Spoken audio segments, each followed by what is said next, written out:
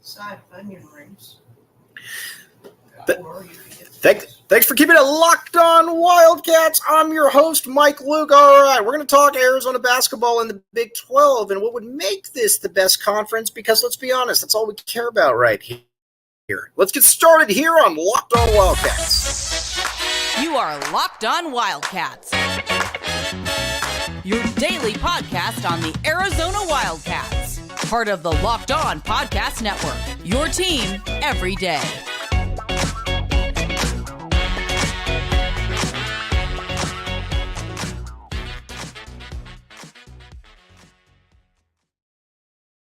Thanks for keeping it locked on Wildcats. I'm your host, Mike Luke. All right, we got a lot to get to this show. And first and foremost, we are going to talk about Arizona basketball because that is what runs the show in Tucson. We all know that. When you think of the old Pueblo, you think of Lute Olson, you think of Cowboys, you think of Southwest, you think of turquoise, you think of Arizona basketball. By the way, turquoise is a wretched color. All right, now, Arizona is going into a conference that actually cares about sports. We're going to keep talking about that because that is a big deal. Arizona has been relegated to conferences that don't care about sports for the longest time. So again, it's going to be interesting. Now, the first thing that I'm excited about is where will Arizona come out in the grand scheme of things because this is Kansas's conference. Let's be honest here. Kansas Jayhawks doesn't really get any bigger than Kansas basketball. I mean, that's you go into Fog Allen Fieldhouse. That's one of the meccas of college basketball right there. Your history, James Naismith, Wilt Chamberlain, Bill Self's won 2 national titles there. Arizona fans remember Bill Self because we beat them when he was coaching at Illinois on the way to the Elite Eight, on the way to the Final Four before we beat Michigan State. So we all know about Bill Self. Bill Self's obviously a very good coach, a leader of men. Now, Kansas. I don't know that there's a better coach in the country as far as constructing a roster than Bill Self. He doesn't do the John Calipari, Mike Krzyzewski thing where you just get all the best players and you throw them out there. He generally gets kind of your combination of elite level players, but not only elite level players, the guys that fit in well, the role player types right there.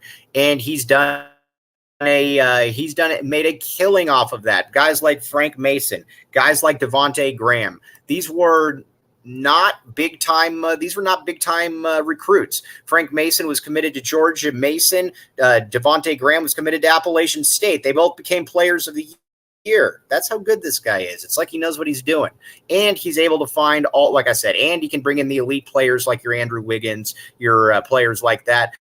But Bill Self is always going to put together a roster that is going to be incredibly good at basketball. And again, he's all about fit and all of that. So again, that's some pretty good stuff right there.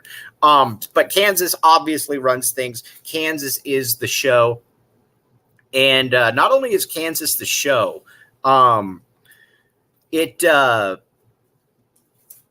let's be honest here. Not only is Kansas the show, it's basically the show for college basketball right there. Everybody wants to be like Kansas. I mean, this year, Kansas probably wins another national title if Bill Self doesn't get sick, but he got sick, so that's what happens. But it's far from just Kansas right there. Look at Baylor. This isn't your grandfather's Baylor, because when you think of Waco, Texas, what do you probably think of? You probably think of David Koresh. That's what I think of when I think of Waco, Texas. Everybody out there, I know that some people might disagree with that, but you disagree as well. David Koresh is what you think of when you think of Waco, Texas. Baylor athletics has changed much of that, though. And not only has it changed much of it, Baylor's turned into a powerhouse. Baylor won the national championship 3 years ago now. And before the COVID year hit, they probably had the best team in the country. They've had a number of number 1 seeds since then. And Scott Drew has done a very, very good job with all of this. It's been, I had a yawn. It's been quite impressive what he's done. And you look obviously at football, they've been very good there as well. But it's not just those two. And keep in mind, they've won 2 of the last 3 national titles. And if the Big 12 was to add UConn, that would be another team that they're bringing in that could that's also very good. That obviously won a national title and has won in the last 25 years. It must be a nice problem to be a UConn fan. But then after that, you have got a whole cornucopia of different players out there, different teams. And I guess we could probably start with, let's start with some of the teams that are entering the conference. First, Houston. Kelvin Sampson is the man. Kelvin Sampson was a good coach at Washington State. Washington State is an impossible place to win at. And Washington State is an impossible spot to win at, and he won there. And honestly, it makes a lot of sense as to why Kelvin Sampson has been able to win. I think if he didn't get kicked out of Indiana for cheating, essentially, might have won a national title there. But what he's been able to do at Houston has been remarkable. Made a Final Four, obviously smacked Arizona around in the Sweet 16 a couple years ago. Really, really good coach. And I don't know if Houston is a program or not, but Houston, you also watch and say that's also some, let's be honest here. There's a way that could be a really good program because, again, you're in the middle of Houston, obviously. And on top of that, you've got a great local talent base to work from, and it's a cool place to play. Master P's sending his kid there. I mean, come on, let's be honest. How cool is that? But as long as Kelvin Sampson's there, they're going to be good. And I'm very intrigued to see them in the Big 12 because I think he's going to be able to get players, and like I said, I imagine he will be good. Now, a couple other teams. Cincinnati. All right. Cincinnati under Bob Huggins, got them to a Final Four, obviously was very good there. Then on top of that, Mick Cronin comes in, and Mick Cronin has a long string of success. Now, granted, it wasn't a lot of tournament success, but Mick Cronin was obviously good. He won 33 games basically every single season there before taking his wares off to UCLA. But Cincinnati is a very, very good basketball program, and they're tough. That is the cool thing about it, is they're tough. We like watching tough basketball teams around these parts. That's what we're fans of. And Wes Miller has done a good job there. I like Wes Miller. I think you like Wes Miller as well, if you know who he is. He's a good coach. I think that they're going to be just fine. Now, some of the other teams in play right here. Let's talk a little bit about, I'll tell you what, why don't we talk first about LinkedIn? Yeah, you know what? We're all about moving around on this show. LinkedIn.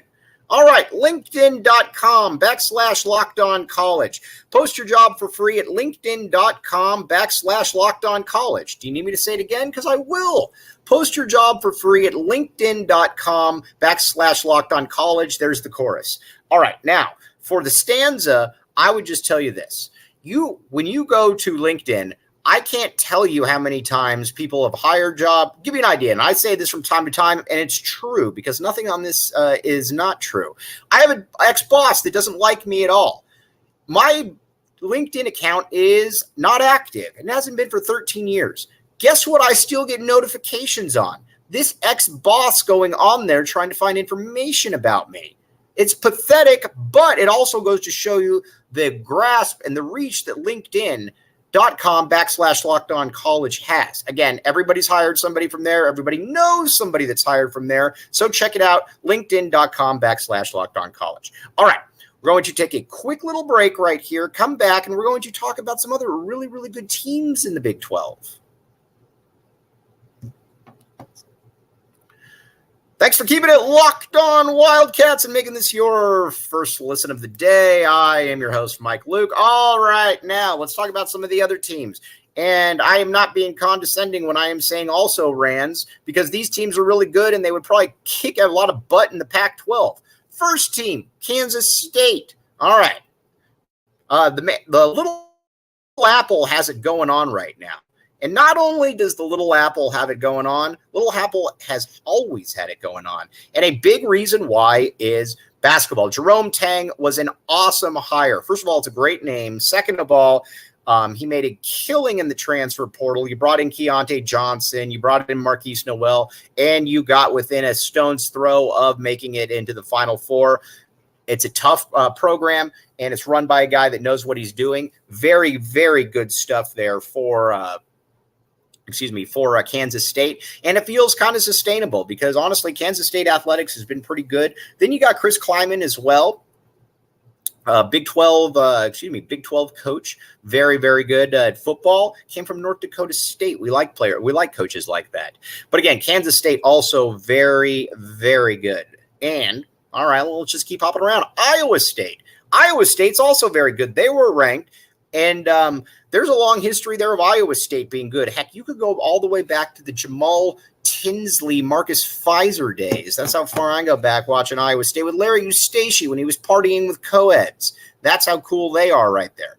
But Iowa State's had a number of coaches where they've been in the top 25, and they got one right now. So, again, I think that that's something that's probably sustainable as well. Let's move to Texas Tech. All right, Texas Tech.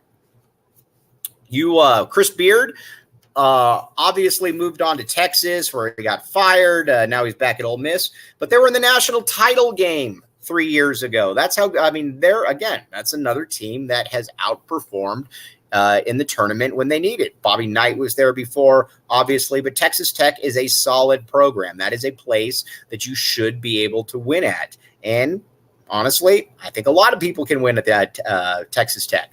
Now, let's move over a little bit. Let's talk about BYU. I like BYU. When it comes to BYU or Utah, I firmly cast my lot with BYU. A lot of Utah fans are kind of turds, to be honest with you. I don't know why, but that's just kind of the way they are. BYU fans, I have had nothing but good interactions with, and they've got a very good football program. And under Dave Rice, they have a decent basketball program. I do believe that at BYU, you can win some games. It's not the easiest thing in the world, obviously, but I do believe that you can win some games at BYU. I think that there is a solid basketball potential right there for BYU. Now, a couple other ones. Let's talk about some of the schools coming in then in a year or two. ASU.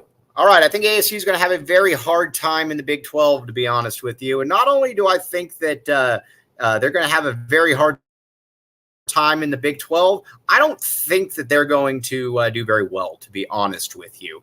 I think Bobby Hurley does a pretty good job there. And not only do I think that he's done a pretty good job there, I think that he is, how do I put this? I give him a lot of credit for what he's been able to do. I also think, though, that it's going to take a little bit of time.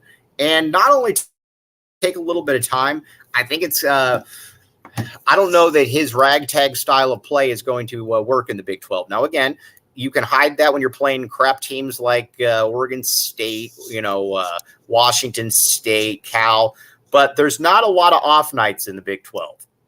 And I think that's where it's going to be a little bit of a problem for Bobby Hurley. But either way, I got a lot of respect for Bobby Hurley and what he's been able to do. I just think that that's going to be a little bit of an issue at the university, in the Big 12. But we'll see. Colorado, I think, will always be mediocre. Tad Boyle, the name Tad Boyle is mediocre. Not bad, not good. And his product, not bad, not good. Always just kind of there. He's an ex-Kansas player. I think he's going to fit in pretty well back in the Big 12. He's okay. You can do worse than Tad Boyle. If Tad Boyle was a singer, he would be John Tesh. He would be very bland. But nobody would actually sit there and say, "Man, this guy's awful." They would just say, "Yeah, it's John Tesh. It's like a bologna and cheese sandwich. I guess it gets you by, but you're never gonna woo anybody with a bologna and cheese sandwich, but it will still fill your tummy at the end of the day." That's Tad Boyle right there for you in a nutshell. Utah. Now, I remember when growing up, when Utah was good. Rick Majerus had it going, then moved to a big conference. Rick Majerus passed away, and Utah has not been good. I believe that Utah can be good, but I'm still siding with BYU in the grand scheme of the Holy War right there. Again, I've thrown down the gauntlet right there. I have catapulted on into Provo, out of Salt Lake City. I side with BYU in this. I'm back in the B right here. Okay.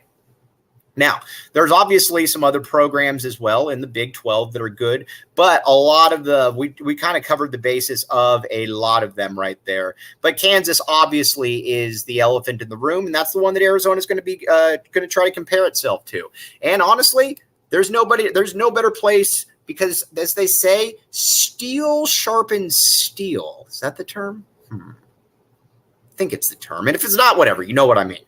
But going into Fog Allen once a year is really going to show you what you need. Also, what's fun about that is that you've got already Kansas, you got Duke. You could be playing Duke and Kansas in the same season. How cool is that? We deserve that here in Tucson. Not exactly the same thing as going into Poly when you're going into Fog. That's how cool that is. Happy that we're around for that, to see that one happen. So that's kind of where we're at with the Big 12. Now, let's talk about the hierarchy and what Kansas is in the Big 12 and what Arizona needs to do to achieve that. Thanks for keeping it locked on, Wildcats. I'm your host, Mike Luke. All right, we broke down everything. We broke down a lot of these prominent basketball programs. Heck, we even brought John Tesh into the discussion right here. John Tesh, again, if he was a coach, he would be Tad Boyle, just kind of there. Nothing bad, nothing controversial, just there.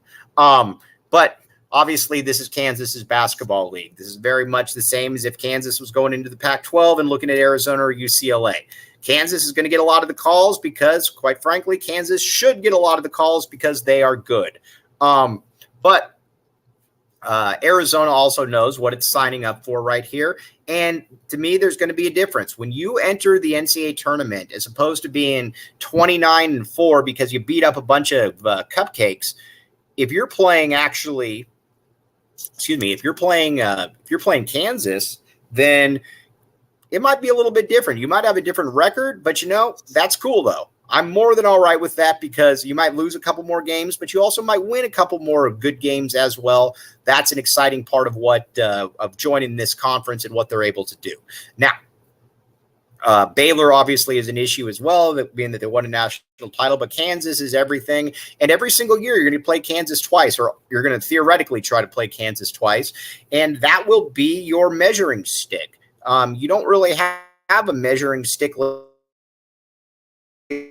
in the Pac-12. Now, again, there were some good UC teams for sure. I know the one that made the Final Four, but there wasn't one that was just sustained dominance like what Kansas has been able to do because, again, like we talked about, Kansas has been the apex of the college basketball world now for quite a while. So that's that. But Arizona fans have been clamoring for a long time for better officiating and to be in a conference that actually cares about basketball. Well, we have it now. We are 1 year away from being in the Big 12, and that will be fun. It will be fun going. I will say this. I've heard that Kansas City is a very cool city. I would still like to see the Pac-12 tournament in Las Vegas, though. I think that would be a very nice little thing to do. But, with the way that you can gamble now, who knows? Who cares? But every single game, again, you're not going to be able there. Now, again, there's going to be a couple drags here and there. But overall, you're going to have you're not going to have a lot of back-to-back easy games where you look on the schedule and you just mark it up as a win. And that's good because it's kind of that sustained going back-to-back type games. It's like the NCAA tournament right there. And not only is it like the NCAA tournament, it's also very much and not only is it like the NCAA tournament, it's also very much like the just the way that it's going to be in the Big 12. So, again, this is good stuff right here. And not only is it good stuff right here, I'm also very excited about, like I said, just doing things the right way. You see how other conferences are treated. You see how other conferences are utilized. And these entities care about sports, unlike where we've been. And I hate to keep saying that, but it's true. It's just a different animal entirely. Okay. So, again, we're in the best basketball conference in the country, and they might not be done. Keep in mind. There's rumors about adding Gonzaga and UConn on basketball-only situations right there. But who knows? Who knows if that's going to actually play out or not? But it also goes to show you, though, the mindset and what Brett Yormark is going for right here. Brett Yormark is going for the moon, and you know what? We want to be on that shape. We want to be on that spaceship. We want to be Neil Armstrong going up there. We want to be Buzz Aldrin. And If that's what it takes then to get the top of the college basketball world, so be it. We will do it. We are reluctant warriors. All right. So now we're going to talk, in the next episode, we're going to talk about recruiting a little bit here in the Big 12. It's because that's where it's also going to get fascinating here in the Big 12 because, again, it opens up Texas for you. Arizona's already got California. We already know that Jed Fish is very good at recruiting, but being able to open up another avenue to recruit will be something that will be very nice as well. All right. So, again, appreciate all of you. Wanted to break down this conference, talk about Arizona, Kansas, all the basketball scenarios that are out there. But this is a very, very good time to be an Arizona Wildcat fan, obviously. And Arizona did the right moves. Kudos to Bobby Robbins. Kudos to the great Dave Hickey. All right. As always, thanks for making this your first listen of the day. Have a great rest of your Wednesday. And we will be back with you tomorrow here on Locked On Wildcats.